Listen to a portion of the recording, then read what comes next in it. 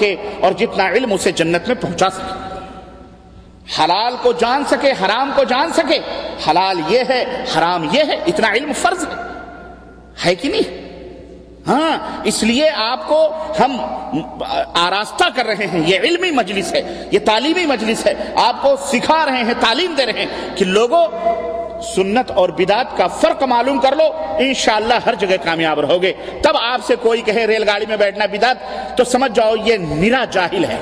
یہ مفتی ضرور کہلواتا ہے اپنے آپ کو، آگے پیچھے علامہ پھلانا ملانا کے دم چھلے ضرور لگایا ہے، لیکن اگر وہ یہ کہتا ہے گھڑی پہننا بدعت، تو کہہ دو یہ ایک دم جاہل مطلق ہے، اسے پتہ ہی نہیں ہے بدعت کس کو کہتے ہیں، دین کس کو کہتے ہیں. سمجھ جاؤ بس. وہی کہہ دو بھائی پھر مع السلامہ، السلام علیکم، گزر جاؤ. یہ جاہل آدمی سے کیا بات کریں؟ لیکن جب یہ علم آپ کے پاس ہوگا تب کہ اللہ کے رسول کے لائے ہوئے اس دین میں ثواب سمجھ کر کسی بات کو ایجاد کرنا، یہ کیا کہلاتا ہے؟ بدعت. اچھا، یہ بات سمجھ گئے آپ؟ بدعت کیوں؟ بدعت کی مذمت یعنی اس کی برائی قرآن و سنت میں کتنی آئی ہوئی ہے؟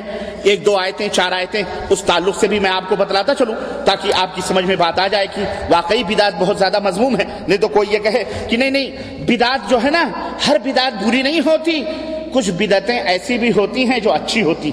کچھ بدعتیں کیا ہوتی ہیں؟ اچھی ہوتی ہیں. جیسے بعض لوگ کہتے ہیں، ان کی مثال ایسے ہی ہے جیسے لوگ کہیں نہیں پیشاب کے ہر قطرے نجس نہیں ہوتے، بلکہ پیشاب کے کچھ قطرے پاک بھی ہوتے ہیں. نعوذ باللہ. پیشاب کا کچھ قطرہ پاک ہوتا ہے، کچھ ناپاک ہوتا ہے. بولو. ہاں، وہی مثال ہوئی کہ بدعت جسے رسول اللہ صلی اللہ علیہ وسلم نے فرمایا کل بدعت ضلالہ، کل بدعت. میں کہوں کل کے کل آدمی مسجد سے باہر چلے جاؤ، تو آپ یہ کہہ سکتے ہیں کہ معراج ربانی مولانا منیر خبر صاحب بیٹھے رہیں؟ نہیں، کل کے کل آدمی کا مطلب یعنی سب کے سب باہر جاؤ. کل بدعت، ہر بدعت، جو چیز دین کے اندر ثواب سمجھ کر ایجاد کی گئی ہے، جس کا ثبوت قرآن کریم میں نہیں، نبی کریم صلی اللہ علیہ وسلم کے فرمان میں نہیں، وہ کیا ہے؟ بدعت. اور ہر بدعت وکل بدعت ضلالہ، اور ہر بدعت گمراہی. یہ کنفرم ہے، فیصلہ ہے. اس میں چوں چرا چوں کی یہ نہ رکھنا. یہ رکھو گے لپیٹے جاؤ گے. سیدھے کٹ کرو، بالکل جڑ کاٹ دو، ختم. کل بدعت ضلال، خلاص. جس طرح ہر پیشاب کا قطرہ نجس ہے، ہر سنڈاس نجس ہے، ہر خنزیر نجس ہے، ایسے ہی ہر بدعت کیا ہے؟ گمراہی ہے. اور ہر گمراہی جہنم کی طرف لے جانے والی ہے. کٹ کر دو وہیں. کیوں؟ اس لیے کہ پیارے نبی حضرت محمد رسول اللہ صلی اللہ علیہ وسلم نے یہ نہیں فرمایا کہ آدھی بدعت اچھی ہے اور آدھی بدعت خراب ہے. نہ، ہر بدعت گمراہی. اب آؤ قرآن کریم کو دیکھتے ہیں. بدعت کی بات سمجھ میں آ گئی یارو؟ بولو آ گئی؟ ہاں، سمجھ لو. اب قرآن کریم کی کچھ آیتیں. اللہ عز و جل نے ارشاد فرمایا هو الذی انزل علیک الکتاب. اللہ کی ذات وہ ہے جس نے اے نبی آپ کے اوپر کتاب یعنی قرآن کو نازل فرمایا. منہ آیات محکمات ہن ام الکتاب. اس قرآن میں کچھ آیتیں ایسی ہیں جو واضح ہیں، صاف ستھری ہیں، صاف ہیں، کوئی گنجلک نہیں، کوئی خفیہ، کوئی ہیر پھیر، کوئی پوشیدگی نہیں ہے، مستحکم ہیں، واضح ہیں. ہن ام الکتاب، وہی ام الکتاب ہیں، کتاب کی جان ہیں، اور وہی تم سے مطلوب بھی ہے، وہی تم سے مطلوب بھی ہے.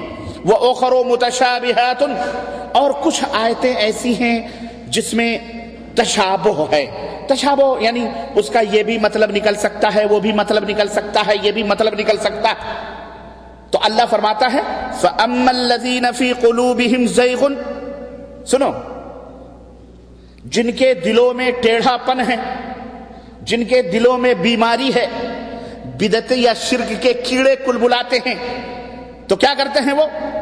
فَيَتَّبِعُونَ مَا تَشَابَهَ مِنْهُ، تو قرآن کی انہی متشابہ ہم شکل آیتوں سے وہ اپنے اس کیڑے کو غذا پہنچانے کی کوشش کرتے ہیں. ہاں، فَيَتَّبِعُونَ، اتباع کرتے ہیں. جو متشابہ آیتیں اسی کے پیچھے پڑے رہتے ہیں. کیوں پڑے رہتے ہیں؟ اللہ ارشاد فرماتا ہے ابتغاء الفتنہ. ابتغاء بولو، فتنہ کا معنی تو سمجھتے ہو نا؟ فتنہ پیدا کرنے کے لیے، کیا پیدا کرنے کے لیے؟ فتنہ پیدا کرنے کے لیے، وابتغاء تاویلہ، اور اس کا معنی مقصد مطلب کے آگے پیچھے دوڑتے ہیں، ڈھونڈتے ہیں۔ اللہ فرماتا ہے وَمَا يَعْلَمُ تَأْوِيلَهُ إِلَّا اللَّهُ، حالانکہ اس آیت، ان آیتوں کے حقیقی معنی اور مراد کو اللہ کے سوا کوئی نہیں جانتا۔ اللہ صاف چیزیں، اطیعوا اللہ واطیعوا الرسول۔ اب فتنے پیدا کرتے ہیں، کیا؟ وَأُولِي الْأَمْرِ مِنْكُمْ، اب یہاں لائے، دیکھو یہ ہے فتنہ۔ بھائی اولی الامر کون ہیں؟ بادشاہ ہیں، حکمران ہیں؟ نہیں، مولوی بھی ہے، ہمارا مفتی بھی ہے۔ ہمارا مفتی جو کہے اس کو مانو۔ اللہ نے فرمایا اللہ کی اطاعت کرو، رسول کی اطاعت کرو، وَأُولِي الْأَمْرِ مِنْكُمْ، اور تم میں جو علماء ہیں ان کی بھی اطاعت کرو۔ اللہ کے بندو صاف چیزیں ہیں، واضح ہیں۔ اگر اولی الامر منکم، یہ آیت متشابہات میں اگر ہم لے لیں، اولی الامر اللہ کے رسول صلی اللہ علیہ وسلم کی احادیث کو کھگالیں، ٹٹولیں، لیکن یہ کہاں آتا ہے کہ فلانے ہی عالم کی لو، فلانے ہی عالم کی لو، فلانے ہی عالم کی لو اور کسی کی مت لو؟ یہ کس نے آپ کو کہہ دی؟ سمجھ رہے نا؟ تو بعض آیتیں ایسی ہیں جیسے الا ان اولیاء اللہ لا خوف علیہم ولا هم يحزنون، سنو اللہ کے جو اولیاء ہیں نہ انہیں کوئی خوف ہے نہ کوئی غم ہے۔ اب اس آیت کریمہ کو حجویری، داتا گنج حجویری اور خواجہ اجمیری کے اوپر فٹ کرتے ہیں، یا جو مر گئے 500 800 1000 برس پہلے ان کے اوپر فٹ کرتے ہیں، کہتے ہیں جی اولیاء اللہ کو نہ کوئی غم ہے نہ کوئی فکر ہے، خلاص یہ ہمارے اولیاء اللہ مراد ہے۔ وہ کہہ رہا ہمارے اولیاء اللہ مراد ہے، وہ کہہ رہا ہمارے اولیاء اللہ مراد ہے، حالانکہ کسی کے اولیاء اللہ مراد نہیں، کسی کے اولیاء اللہ مراد ان میں سے نہیں ہے۔ اگر ان کی زندگیوں کو کھنگالیں یا جن لوگوں کو یہ مراد لیتے ہیں ہمارے ملکوں کے اندر، رب ذوالجلال کی قسم ہے آپ کو گھن آئے گی ان کی حیات پڑھ کے، ان کی زندگی کو پڑھ کے، سے کچھ اور مراد ہیں وہ اللہ ہی جانتا ہے۔